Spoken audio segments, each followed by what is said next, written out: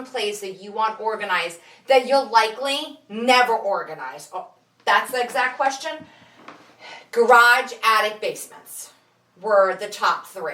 Then there was like a laundry room, their walk-in closets, teenage bedrooms. That's a really hard one. But those are kind of the top ones. And some of them I found to be, garages, attics, and basements, they're a beast. 100% they are a beast. But when you get your hands on them and when you get it finally sorted out and create a system and really declutter it, I don't understand how you don't wake up every day feeling like completely refreshed. Because it's to me, it would be the most amazing feeling because you use your garage all the time. People are usually constantly coming in and out of it. Yep. You see it all the time. The attic's not so much because if you have an attic, attic is a place unless you have a walk-up attic to walk right in and you can stand in everything. Anything you put in your attic, I would assume that it's a place where you want to go for things to die. Like, you're never going to... That's where things go because you don't want to throw it out. You're never going to use it again, and you just want it to die a slow death in the house. Like, that's where I'm safely assuming that's what usually happens. And basements, too. But basements, especially if you have a space where you can create a livable space for yourself. Like, garages, I almost think that it is because it's an active... viable piece of real estate that I feel most houses are. Attics, again, not so much. But garages and basements, I feel like those are livable, real estate worthy pieces of property, pieces of space in your home where it's just very important. And I feel that when you get those spaces under control, you are only creating a greater footprint for livable space for your home. Because when people buy their homes, let's back it up really second. When people buy their house, and you're looking in certain areas of different towns or whatever, houses are kind of based on square footage, price per square footage kind of thing. And at first, when you move into the house, the price per square footage is, low or whatever, what it should be because none of your stuff is there.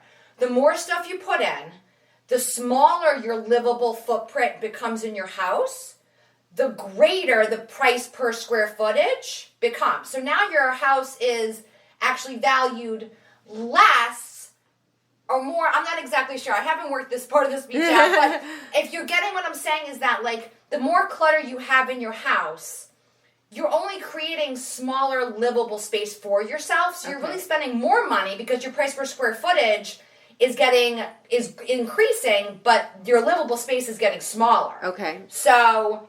Makes sense. If that can make sense. Makes sense. It's funny that I asked you that because I had really redone my son, who's going to be 21. I did his 21. He is 21. Did his room. It was like when he was little, it had the fat heads up, it had all the sports things, all his trophies, everything else. And I'm like, I need to really, really, as much as it killed me to transform the room, I had it painted, I cleaned everything out, and I actually did a really good job with his room. I was impressed. I cannot do my closet to save my life, my walk-in closet. I've tried and tried. I had it redone 3 times, can't do it.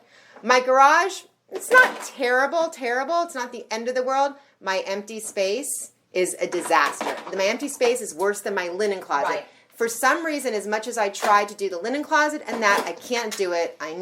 Get it done by Stephanie. I don't know why. It's like certain areas of the house, is that with most people? You just can't get past it. It's paralyzing. I mean, it can very much paralyze people in not knowing where to even start. That's what happens is that, you can even open your junk drawer and you're like, as small as something as a junk drawer and look at it and be like, I don't even know what. Right. What am I supposed to do with this? And I just always tell people, start small. And a drawer is small.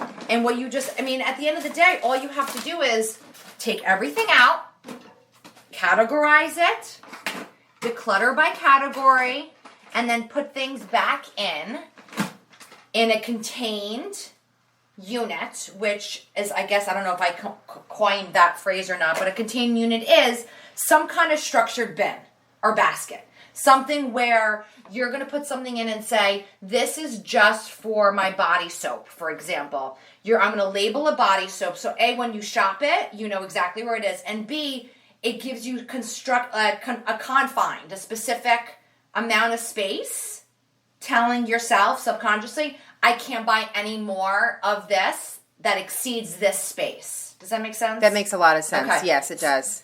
So Makes a lot of sense. It holds you to a certain confines of a space and structure. I don't know. I've always been very led by things when they're structured, lists. I like labels. Labels to give people in the house that ability to know exactly where everything is, not only yourself, but also subconsciously it tells, like in a junk drawer, for example, I label things in junk drawer and people might think that that's crazy. But no, first of all, when your husband or whoever opens the drawer, it slaps them in the face of how easy things are so people can stop saying like, hey, where's this, where's that? You know, I want people to be independent and have autonomy, especially for children. But it subconsciously prohibits that person to put it in the wrong spot. Like, if you see a spot specifically that says scissors, you're not going to put it with the pencils. It's almost your subconscious is urging you not to do that. If you just tuned in, this is part 1 of Get It Done by Stephanie. She's organizing my linen closet, and I'm talking to her and watching her as she's doing this. We're going to have a few more parts of this series, and we're going to talk about organizing college kids' rooms, nurseries. We're going to talk about organizing garages. We're going to talk about organizing bedrooms, walk-in closets, regular closets, linen closets, kitchens, empty spaces, attics, and so much more with Stephanie. And we're going to learn a lot with Stephanie as well. So this is the end of part 1. And we will get, in part 2, we will talk to you about how this linen closet was transformed. So I can't wait. Get It Done by Stephanie. Check out her Instagram. And everyone needs somebody like Stephanie in her life. I can assure you by watching her do this. Thanks so much for joining me on this episode of What's Up with Wendy's podcast. If you love this episode, head over to iTunes or Spotify or your favorite platform to subscribe and leave a review if you want. Please also follow me on Instagram, Twitter, and Facebook at What's Up with Wendy. And you can also learn more about my podcast and about me on my website, whatsupwithwendy.com. Until next time, this is Wendy Loie Sloan, and I really hope you enjoyed my podcast, and I hope you'll keep on listening, and most importantly, keep being kind. Thanks so much.